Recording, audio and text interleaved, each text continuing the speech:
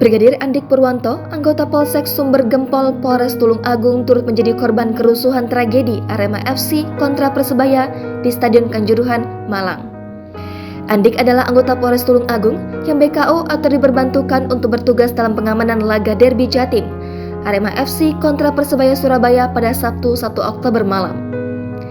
Kesehariannya, Andik bertugas sebagai Babin Kantipnas Desa Bendel Jatiwetan, Kecamatan Sumber Gempol. Sebelum menjadi polisi, Andik adalah alumni Pondok Pesantren Lirboyo Kediri. Dia juga aktif di Barisan Ansor Serbaguna dan di PSNU Pagar Nusa.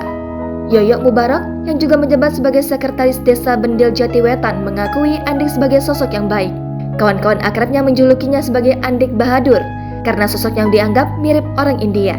Sosoknya murah senyum dan mudah akrab dengan siapa saja. Lanjut Yoyok, Andik juga dikenal sebagai polisi yang tidak neko-neko. Sebelumnya, dia pernah menjadi penyidik namun pilih berhenti dengan alasan tidak mau berhadapan dengan warga meski pelaku kejahatan. Bahkan menurut Yoyok, Andik tidak mempedulikan karir dan memilih jadi Babin Kantipnas. Andik sempat membuat status pada pukul 21.22 waktu Indonesia Barat dari Stadion Kanjuruhan.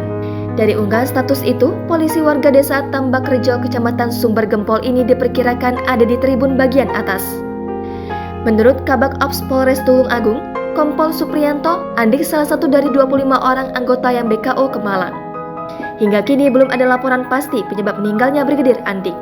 Namun menurut Supriyanto, diduga Andik terjebak di antara penonton yang saling berdesak-desakan.